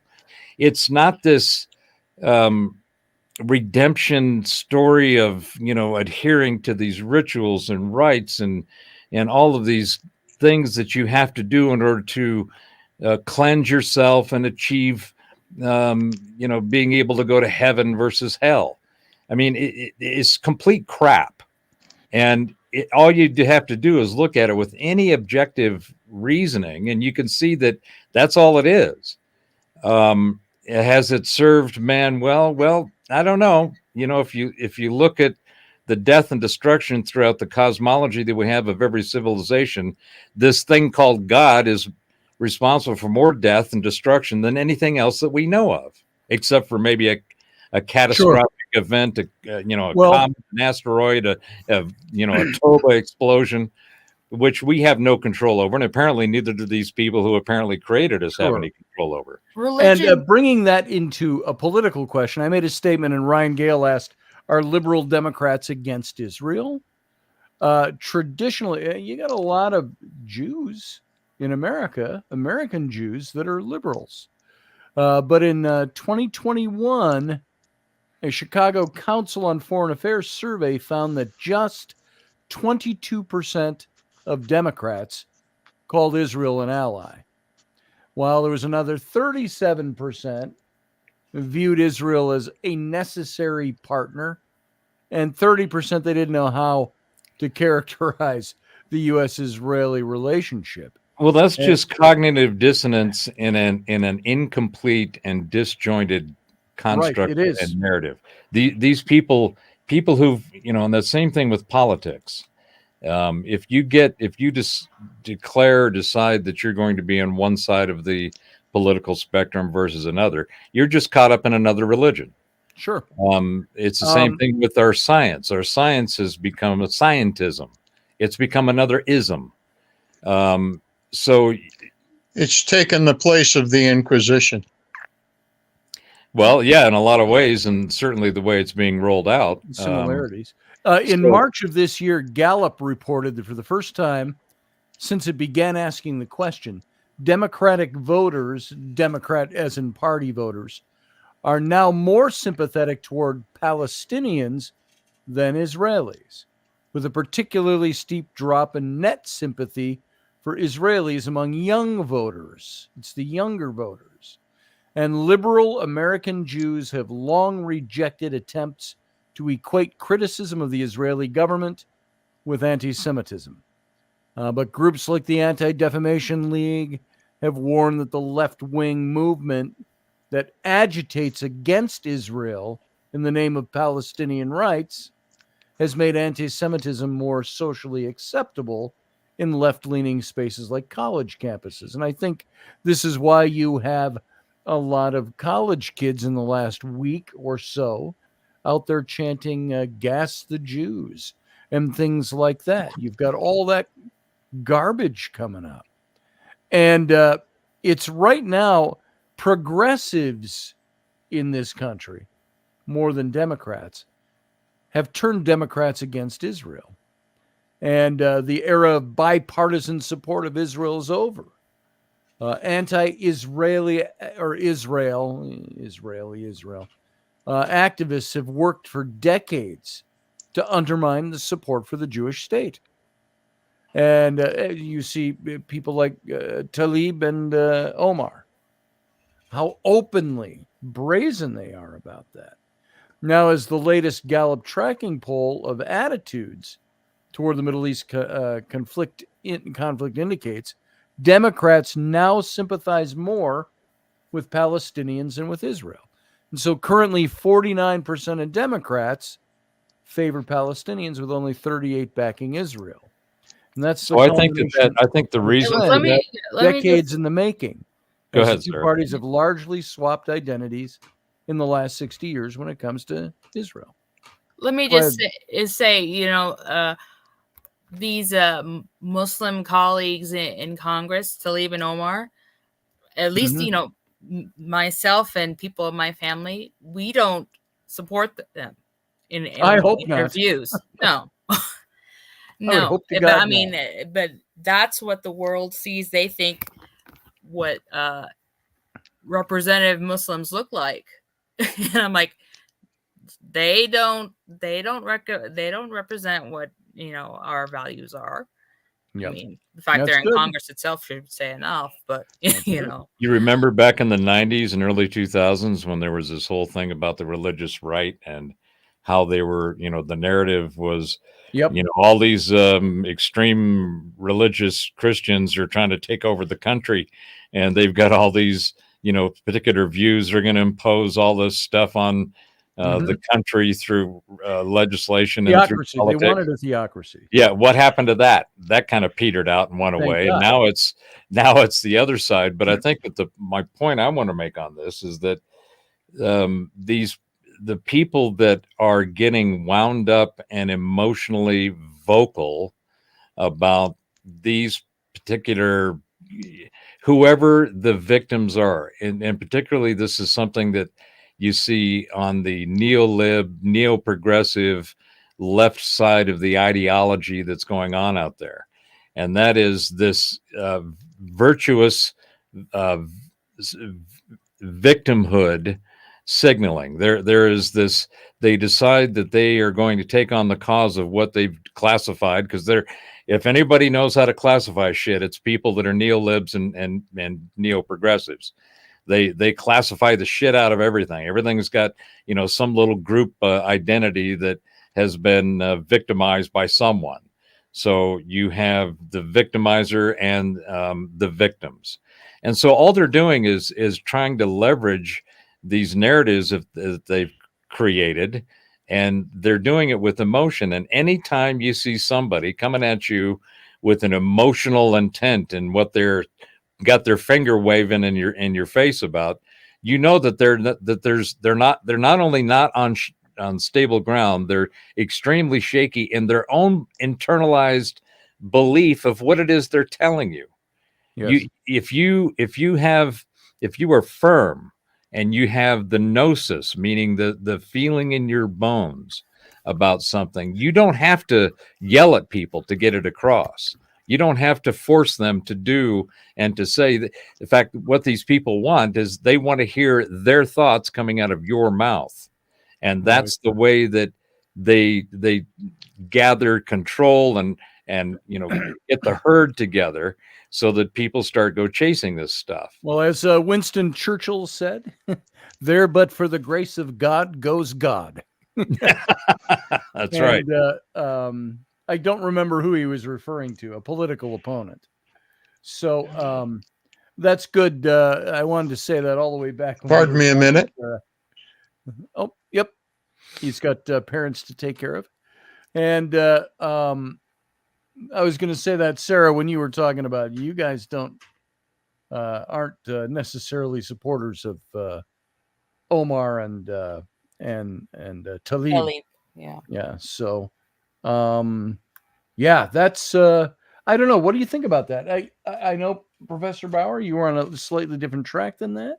What do we think about that when we see our own politicians, our own legislators taking a stance like that, like what Talib and Omar have taken? It's a Omar power backed up. grab. It's an attempt to get people on their side that Yes, you know, this They're person believes in. opportunists. And they are. the whole victimization thing at this point, I mean, especially over there, you know, because everybody's point, it's like we say, the victimization and aggressor, it's like tennis. And depending on what snapshot of a time period you're looking at, you know, you say we can't look at the entire picture because it's like, oh, this one did this to the people, but this was a result of, but they did this because earlier they did this, and then before back, and then they did that because you know, because of something else. I mean, at this point, there is no victim. You know, it's Right. gone on for so long. It's like what why is it still ongoing? What is making it persist? I You would say that actually they're all victims, and they're all victims of the bullshit that they've been taught and told for Yes. century and millennia. Yes.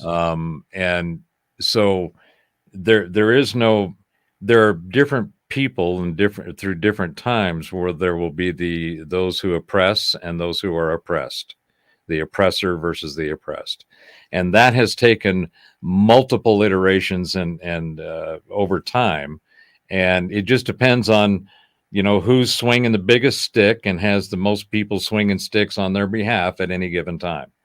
Right. The Ottoman Empire, the Byzantine Empire, the Romans, the Persians. If you go back and you look at what we do know, and there's a lot of it is suspect, but we do have a relatively cohesive or coherent set of history and information, that the entire world, mostly in Asia and later on in Europe, but there has been one conflict after another. And it's always one group trying to oppress the others. Now, one of the things that I find interesting that I just recently became aware of and doing as much study on it as possible is the Khazarians, and what is known in the Khazarians are apparently, according to a number of people, are the ones who are actually running everything. And they are actually of the, supposedly they think, the genetic line of the El, or the Elohim. Okay. And I've not heard of them by that name anyway. There is a bunch of people in the world of Wu who have been doing deep dives into this group, this bloodline, and they've got some pretty compelling evidence that these are actually the folks that are controlling everything, and they're the ones that are. I've got to look that up. So they're like the real Illuminati. They are the ones who started the Illuminati. Oh, they launched it. Yeah, and they go back long before that. They seem to have a history that goes back. I'm not only a customer; I bought the company. That's right. How's that spelled? I'm looking it up right now. It's anti-Semitic CZ? conspiracy theory. Khazar, the Khazars. Yeah, the Khazarian, because the Khazars and the Khazarians. It looks like you can have it with or without the H. So just do some searches and see, and you can get into God, there's a number of folks. Cliff High's done a deep dive into it and continues to produce a wealth of information. You've got the folks over at Future Forecasting Group are picking up some of this. Penny Kelly and some of her look-sees. Jay Snip and Woo Woo Dude. These guys they're picking up information that has been hidden. It's in a lot of ways. It's kind of like the Tartarians, right? The Tartar Empire. Which clearly on a whole bunch of maps from the 1400s, the whole of the Russian and the Siberian region through most of Europe was called Tartar, and it was the Tartarian civilization, and it's been basically wiped from not only the history but from the maps. I'm looking up looking information for later. But I'm seeing some pictures of. I look up Khazarians. I'm getting some fighter named Frankie Khazarian. Not a Khazarian. Type in use mafia. Do Khazarian mafia. I see some dude that looks like if this guy is behind the people who make all the decisions behind the Illuminati, he needs a better barber. That's all I can say. And by the way, I want to take this nothing to do with your barber, but hello to Born Flippy. Good friend of mine. Good to see. I just noticed you were here. And Rick Church. And Rick, and it's Church. Pardon my brain's in a million different places, Rick. That's Rick. I think it's Church. Rick, why am I going blank on your last name all of a sudden? because we haven't talked for a few months. We don't talk as much as we used to. Sorry about that. I think it's right, and it doesn't sound right. I'm baffled by my own lack of brain cell on this. All of a sudden, it's just, is that old age? Just out of nowhere, I go, yeah, it's church. There, he said. Yeah. Sorry about that. One of the interesting things about these Khazarians is that they have settled in Ukraine for the last 100+ years, and there is a deep. They tie themselves to the original Hebrews, and again, let's make sure that we're using the right terms and linguistics, even though everybody else isn't. Yep. There are no Jews. There are no Jewish people. They are Hebrews. They are Semitic, and so they're like Christians. There are no people. You get this. It's another thing that's been used and abused in the language to confuse the shit out of people. But the original Semitic tribes that formed the Hebrew nation or the Hebrew civilization is where these Khazarians came from, or were actually even involved in kind of creating. So I encourage you to do your own research into it. You'll find some amazing stuff that makes you go. Look that up just to do a little informative show on these guys. Well, you remember when you found Cozy Rev and you hadn't heard of him, and then you went, "Whoa, look at this! You're going to have the same experience with these guys." Very interesting. Professor Bauer giving homework. There it is. Homework for another show. Not my intention. Just there's not much out there on them on the internet, from what I see. No, they anti-Semitic conspiracy theory comes up under them. Mm-hmm. Is it even going to let me look at it? I have to press accept cookies. There you go. It's being shared on a Telegram to justify Russia's invasion of Ukraine. It's an anti-Semitic theory that has the Khazarian mafia tied into it, the anti-Semitic group.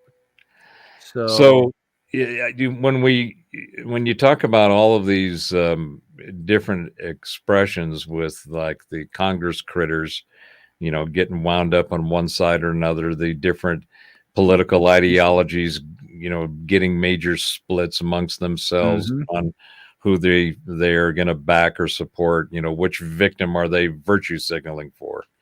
Right. These are all just parts of the play. It's a bunch of incomplete, inaccurate misinformation designed specifically to stir up the people and to keep them stirred up. So when I watch I dial in, what I try to do is spend maybe an hour a day seeing what the latest fake information that's being proffered on any given subject. Now, would you say the Khazarians is fake information? No. Because I'm looking at this Institute for Strategic Dialogue. Mm-hmm. They write a whole thing about the Khazarians, and they're talking about their link to the war in Ukraine, and they call it the invocation of the Khazarian mafia conspiracy constitutes a particularly outlandish example of ideological biases rather than factual evidence. Of course, isn't that the way you shoot down conspiracy theorists? Sure. But I'm not a conspiracy theorist. I'm a conspiracy analyst. So I look at these things and I try to find as much information as possible to try to vet the conspiracies. And I got to tell you, aside from a lot of people don't realize that the term conspiracy theory theorist and theory was created by the CIA back in the 60s.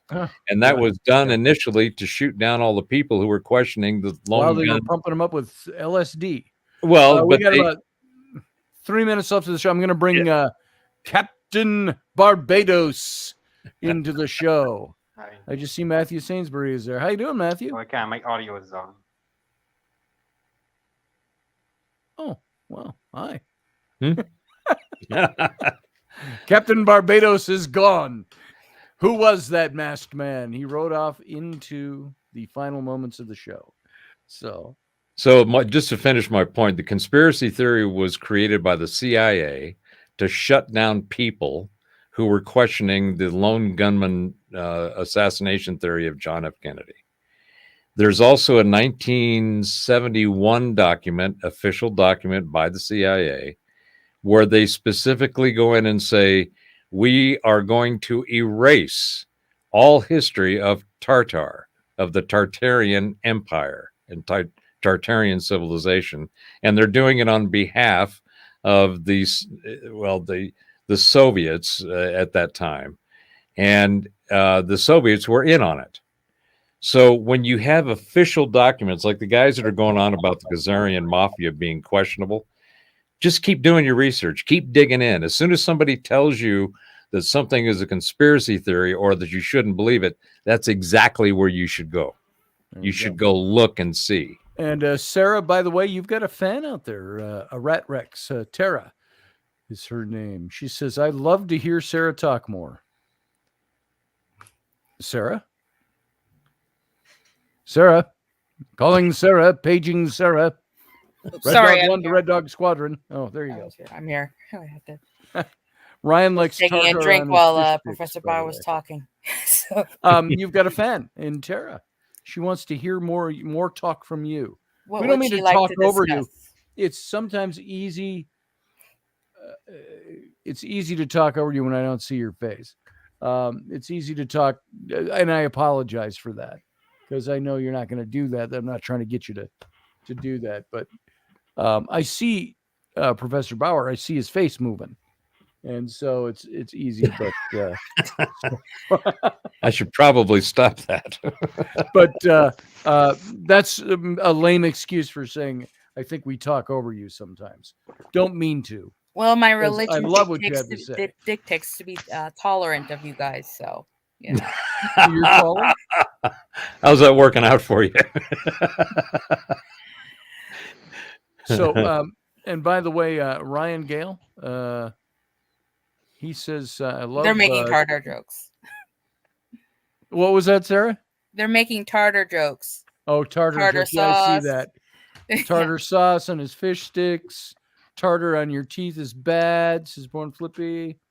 Steak dentist tartar, likes it. you know, that's considered a tartar dish with raw Yes. meat. When I was And I hate growing to up, say this, folks, but we have come to an end of the show tonight. Tara, tune in next time. We'll hopefully get a little more Sarah in next time. And we got to have Sarah. We got to get you from the beginning of the captain's cabin, and we'll have you do some more talking, and we'll try to not talk over you like the befuddling guys that we are. Verbose. Just the nurse in the nursing home. Just the nurse in the Senior care. Hello.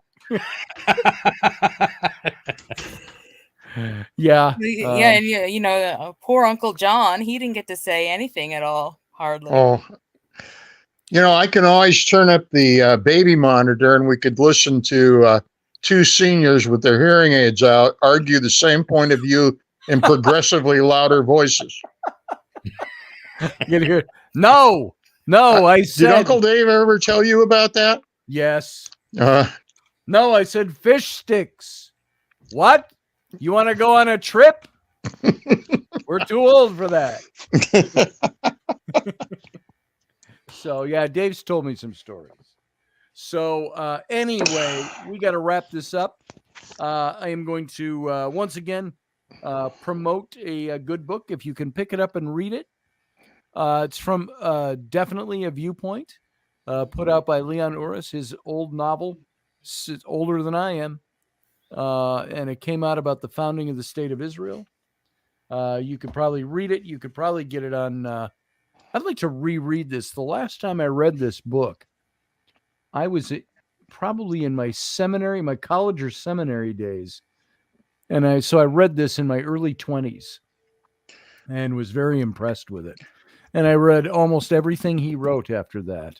One of the interesting characters in that is the young boy who, in order to survive in the death camps, worked for the Nazis to get the people into the showers and Yes.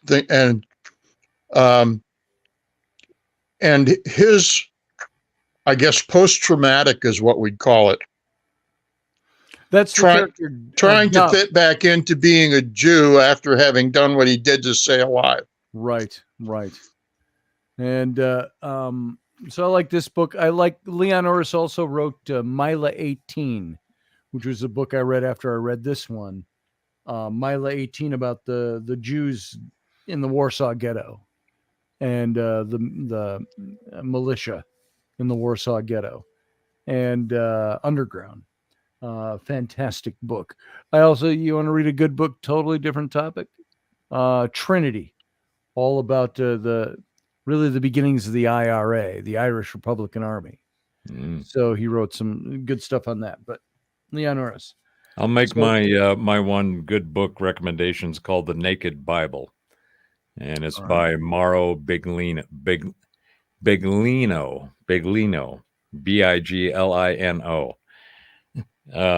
He does an exceptional job of stripping away all of the mistranslations, getting to the original root of the actual writings, and it will blow your mind. Anything like Thomas Jefferson and the Jefferson Bible, where he stripped away everything that he it's much deeper even than that. This is I put the link in the chat. I don't know if the link shows up in the chat, but it's I didn't notice it. MauroBiglino.com/en. It's Fat Tony should be very happy should you not mispronounce his name. Biglino. But yeah, highly recommend. And also Joseph Atwill's Caesar's Messiah is another exceptionally good dive into the history of the whole creation of Jesus and Christianity, because there was a lot of belief that Paul was a Herodian Christian. There were all these different sects of Christianity. Right after Jesus' death, you had the Jewish messianic Christians. You had the Herodians. Right. The what? You had the Essenes, the Gnostics. You had the people that were following the Enochian. Yes. I mean, there really wasn't any Christianity. Christianity was created by Constantine in 325. Right. The literalist Orthodox Church. So you go, well, come to power. It's like, well, if you don't have that information in your analysis stack, then you don't have as full a picture as available. Tara says, I agree with the professor 86% of the time. I got to get to 90. He's pushing for 90, Tara. I find Sarah's point of view very interesting. As a Gnostic Christian, I can learn from her. Yes. I think we all can. I think Sarah's got a lot to say. So a lot of research to do, apparently. Stay on top of you guys. Oh, somebody was asking what faith I belonged to one time, and I was on a poll. Why do you need that information? And anyway, they wound up with the information that by faith I was a protester, and by race I was. What did I tell them?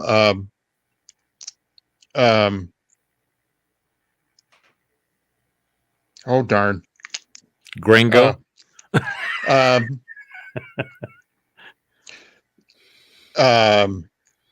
Caucasoid. Because they had to have my race, for this, so they could pigeonhole. And I finally said, all right. I said I would be a Caucasoid, and I had them laughing at that point. Nice. That's almost as bad as I had a woman criticize me 10 years ago. She called me a Nazi Zionist, and I said, "What?" I said, "Do you know what you're talking about?" And she was criticizing me very heavily. And she had a lot of points that she made and why I was a Nazi Zionist. Okay. So anyway, Sarah, by the way, I read your account of your visit to Edgar Allan Poe's.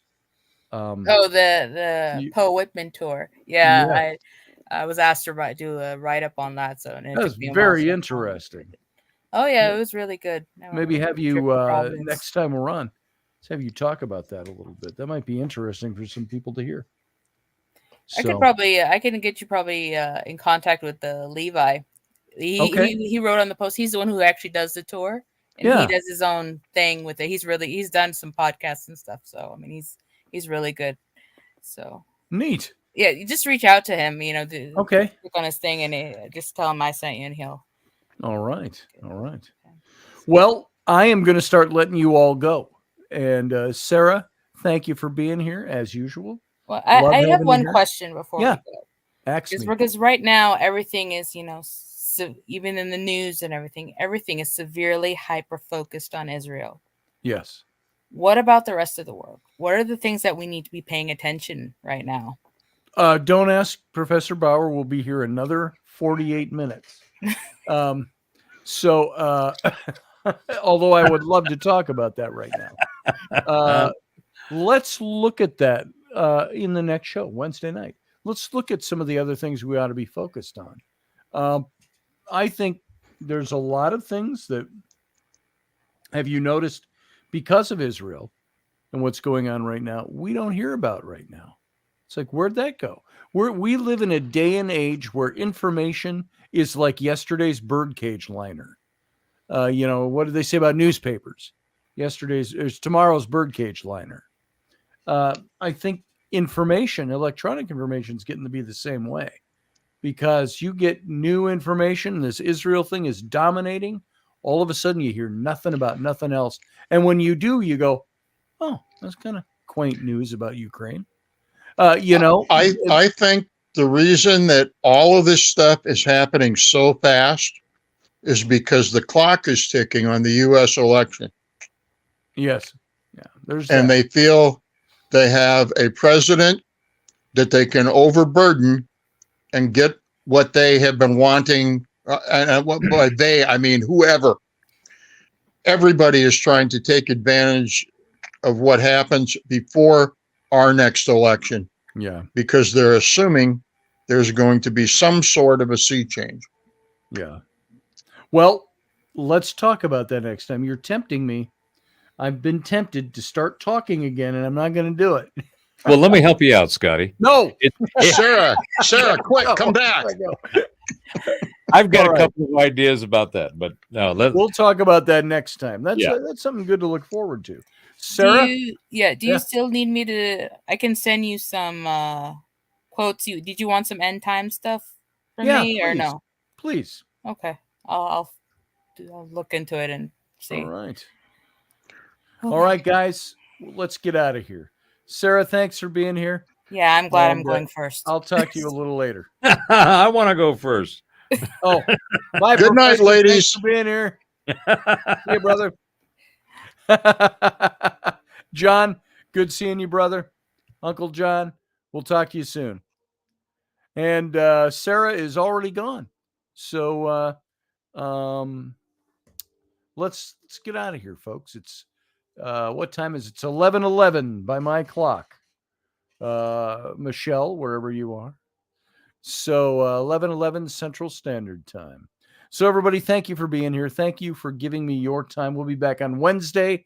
Also, I want to promote tomorrow.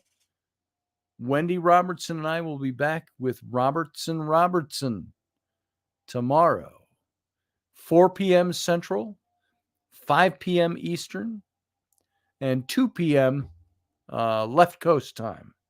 So we will be back with Robertson, come hell or high water. We've been off the air for a little over 5 months. We took a season break, but then Wendy had some health issues. I had some health issues. Her dog, all kinds of stuff, one thing after the other. And we ended up not getting back into Robertson. We're going to relaunch tomorrow with season 2 episode 2. So we'll see you here. And you guys have a nice evening. Thank you all for being here. Thank you for giving me your time. And I will do the best to give you the best of my time when I do this show. So good to have you. Live long and prosper.